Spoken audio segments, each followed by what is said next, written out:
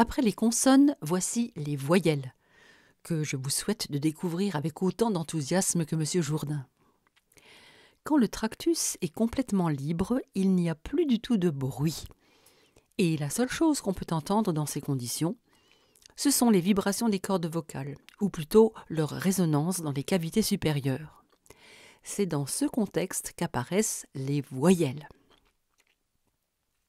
Le principal agent dans la prononciation des voyelles est à nouveau la langue, qui, schématiquement, peut bouger de haut en bas, avec une légère participation du mandibule, le maxillaire inférieur, et d'avant en arrière.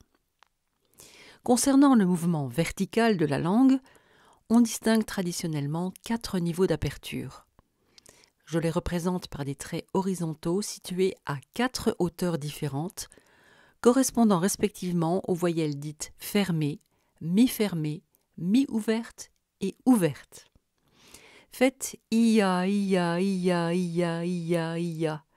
Vous sentez que la seule chose qui bouge dans la bouche est la langue, qui s'abaisse et qui s'élève, éventuellement accompagnée du mandibule. Concernant le mouvement horizontal de la langue, on distingue traditionnellement 3 niveaux d'antériorité. Je les représente par 3 traits verticaux alignés de gauche à droite, correspondant respectivement aux voyelles dites antérieures, centrales et postérieures. Faites u ou u ou u ou u ou u ou u ou. Vous sentez que la seule chose qui bouge dans la bouche est la langue qui recule et qui avance.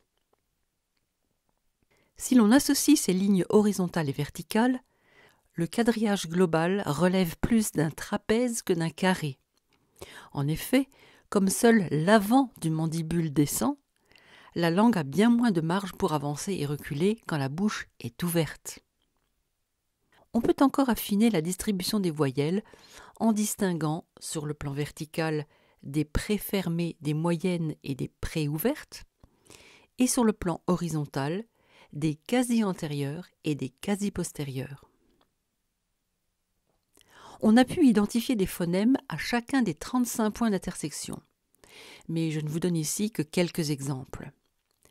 La préfermée quasi-antérieure de bitte en allemand, la préouverte antérieure de cat en anglais, la fermée centrale de Szymanowski en polonais, la préouverte centrale de bat en anglais et la préfermée quasi-postérieure de would en anglais. 35 phonèmes, c'est beaucoup, mais c'est loin d'être tout, car il y a 2 autres organes qui interviennent dans la production des voyelles, à commencer par les lèvres. Les lèvres peuvent en effet soit prolonger le tractus en se projetant vers l'avant, c'est-à-dire en s'arrondissant, ce qui provoque des voyelles dites arrondies, soit le limiter en restant neutre ou écarté, ce qui provoque des voyelles dites non arrondies. Faites ui, ui, ui, ui, u. Vous sentez que les seules choses qui bougent dans votre bouche sont les lèvres qui s'arrondissent et qui s'écartent. En d'autres termes, la différence entre ces 2 fermées antérieures tient au seul comportement des lèvres. Je représenterai les arrondis par une forme ronde et les non arrondis par une forme carrée. J'en profite pour préciser que les voyelles étant voisées, ces formes seront toujours entourées d'un contour. Dans l'ensemble, les voyelles postérieures sont plutôt arrondies et les voyelles antérieures non arrondies. Mais dans certaines langues, dont le français, les antérieures distinguent, pour un même degré d'ouverture, des non arrondis et des arrondis. Il faut aussi parler du vélum, qui, comme avec les consonnes, fait la différence entre oralité et nasalité. S'il est redressé et que l'air ne passe que par la bouche, on aura des voyelles orales. S'il est abaissé et que l'air passe aussi par le nez, on aura des voyelles nasales. Comme les consonnes, je représente les voyelles nasales, arrondies ou non arrondies, par un tilde. Toutes les voyelles n'ont pas d'équivalente nasale. Il y a même des langues qui en sont totalement dépourvues. Mais en voici 3 exemples. La fermée antérieure de fin en portugais, la mi-ouverte intérieure de gęś en polonais et la postérieure ouverte de pente en français. En résumé de toutes ces articulations vocaliques, retenez que le français possède 6 phonèmes au seul niveau d'aperture des mi-ouvertes. Les postérieures arrondies nasales et orales de donc et de doc, les antérieures non arrondies orales et nasales de c'est et de sein, et les antérieures arrondies orales et nasales de bof et de din. Cette richesse compense l'absence totale en français de diphtongue. La diphtongue est une sorte d'équivalent vocalique de l'affriqué. En effet, vous vous souvenez que dans l'affriqué ts de Grazia, par exemple, 2 modes articulatoires différents, occlusion et frication, se succédaient au même point d'articulation apico-alvéolaire. Et bien, de la même façon, dans la diphtongue ai de mai, 2 voyelles, la voyelle source A et la voyelle cible I, se suivent dans un glissement progressif au sein de la même émission vocalique.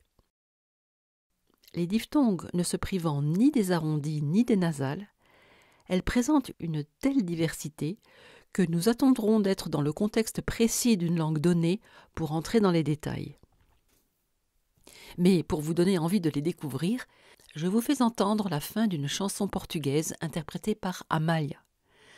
Avec toutes ces diphtongues notées en gras, et notamment les nasales coiffées d'un tilde, on se croirait bercé dans du coton. Que perfeito coração,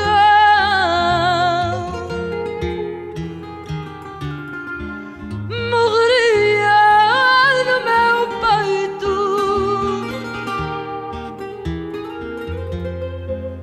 meu amor, na tua mão, nessa mão onde perfeito bateu o meu coração. Après les diphtongues, qui sont en quelque sorte des doubles voyelles, évoquons encore les semi-voyelles, qui, au lieu de doubler leur potentiel vocalique, le partagent au contraire avec les consonnes, d'où le nom aussi fréquemment employé de semi-consonne. Les semi-voyelles sont au nombre de 2. Le ye de paille, qui est prononcé avec le dos de la langue très près du palais dur, peut en effet être considéré à la fois comme une voyelle antérieure très fermée qui commence à faire un bruit de friction et comme une consonne palatale spirante, c'est-à-dire une fricative qui commence à se desserrer. Quant au w de what, qui est prononcé avec le dos de la langue très près du palais mou, il peut être considéré à la fois comme une voyelle postérieure très fermée qui commence à faire un bruit de friction et comme une consonne vélaire spirante, c'est-à-dire une fricative qui commence à se desserrer. Dans cet exemple, comme dans d'autres précédemment, vous avez pu remarquer 2 choses. D'une part, le même son peut avoir des notations orthographiques différentes, non seulement d'une langue à l'autre, mais au sein de la même langue. D'autre part, une même langue peut solliciter des signes prononcés différemment selon qu'ils sont isolés ou en groupe. Tout cela nous fait pressentir que la phonétique va avoir grandement besoin de son propre solfège. Ce sera l'objet des épisodes 6.